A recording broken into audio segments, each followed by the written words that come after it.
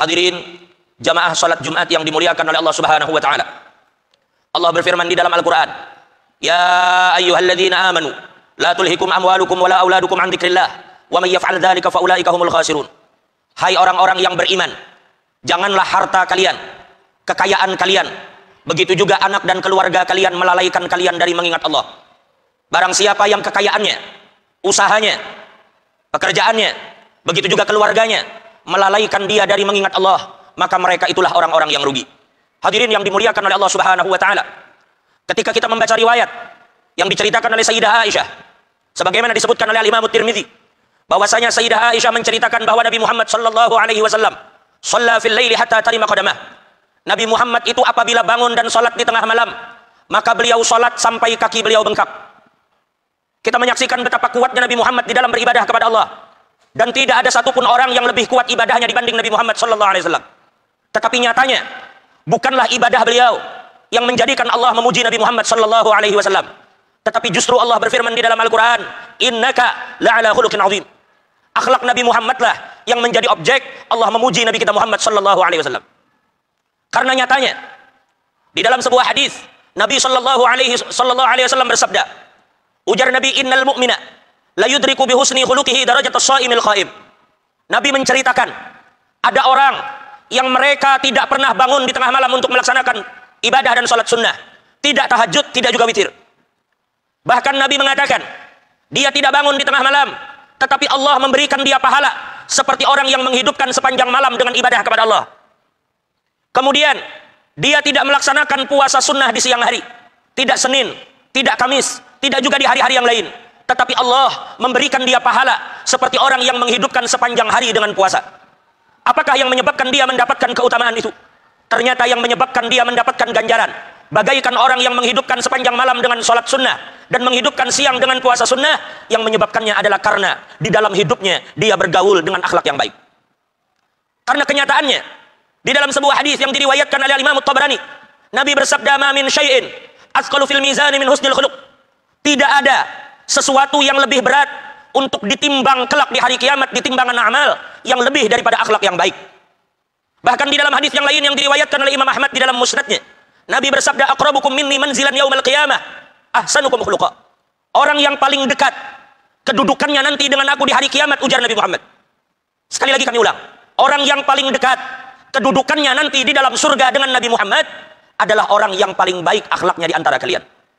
Hadirin yang dimuliakan oleh Allah Subhanahu wa taala, jika memang akhlak yang baik adalah sesuatu yang akan menyelamatkan kita dunia dan akhirat, tetapi sebaliknya, akhlak yang buruk atau kezaliman kepada orang lain adalah sesuatu yang akan mencelakakan kita dunia dan akhirat. Di dalam hadis yang diriwayatkan oleh Imam Muslim, Allah Subhanahu wa taala berfirman di dalam hadis qudsi, "Ya ibadi, inni haramtu zulma ala nafsi wa ja'altuhu bainakum muharrama, fala tadzalamu." Allah berfirman, "Wahai hamba-hambaku, aku mengharamkan kezaliman atas diriku, maka aku pun mengharamkan kezaliman itu di antara kalian. Maka janganlah kalian saling menzalimi antara satu dengan yang lain." Di dalam riwayat yang lain Nabi bersabda, "Inna zulma zulumat yaumal qiyamah." Kezaliman adalah kegelapan di hari kiamat. Maksudnya, orang-orang yang selama ini berbuat zalim, maka besar kemungkinan mereka akan celaka kelak di hari kiamat. Hadirin yang dimuliakan oleh Allah Subhanahu wa taala, secara tegas batas-batas kezaliman tersebut di dalam hadis yang sahih yang juga diriwayatkan oleh Imam Muslim, Nabi bersabda, "Al-muslim haramun damuhu wa maluhu wa 'irduh." Orang Islam adalah orang-orang yang haram darah mereka ditumpahkan, haram harta mereka dirampas, dan haram kehormatan mereka dirusak. Kita tidak meremehkan dosa.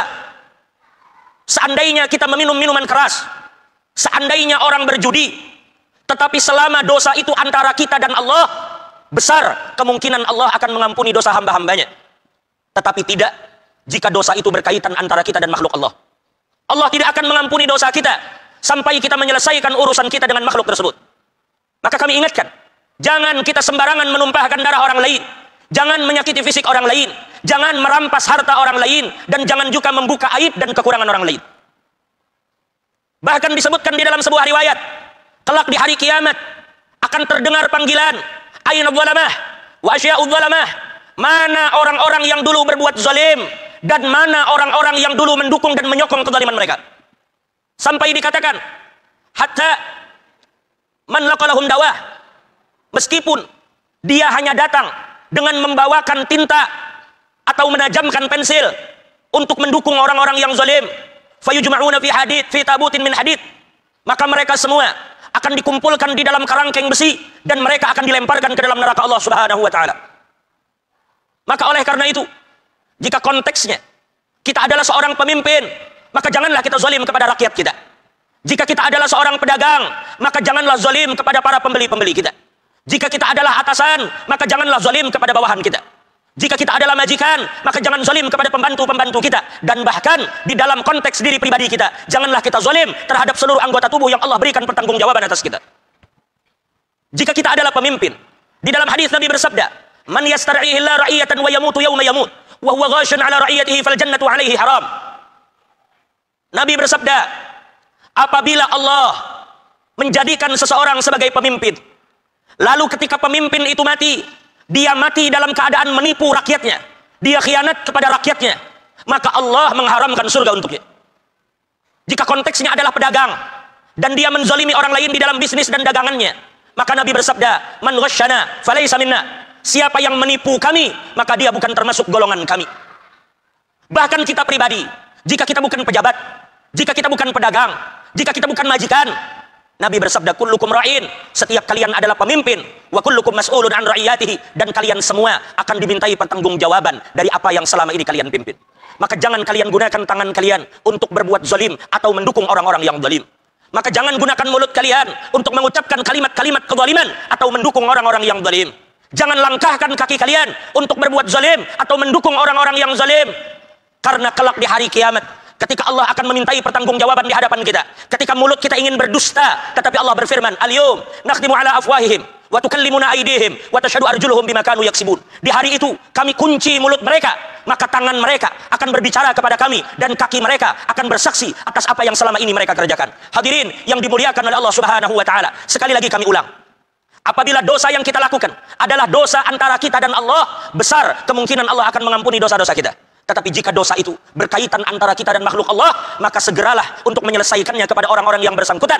Karena kelak di hari kiamat, kita tidak akan lolos terkecuali kita mempertanggungjawabkan setiap kezaliman yang kita lakukan kepada sesama hamba Allah Subhanahu wa taala. Kami memohon maaf jika mungkin sebagian dari materi khutbah kami hari ini agak sedikit pedas di telinga kita.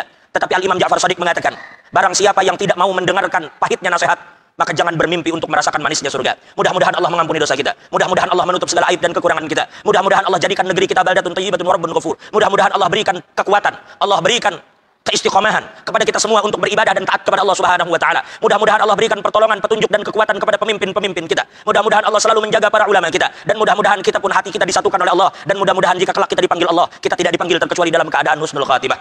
Barakallahu li wa lakum fil Qur'anil azim wa nafa'ani wa iyyakum bima fihi minal ayati wadh-dhikril hakim wa taqabbala minni wa minkum tilawatahu innahu huwas samiul alim. Aqulu qawli hadha wa astaghfirullahal azim li wa lakum wa lisairil muslimina wal muslimat wal mu'minina wal mu'minat fastaghfiruhu innahu huwal ghafurur rahim.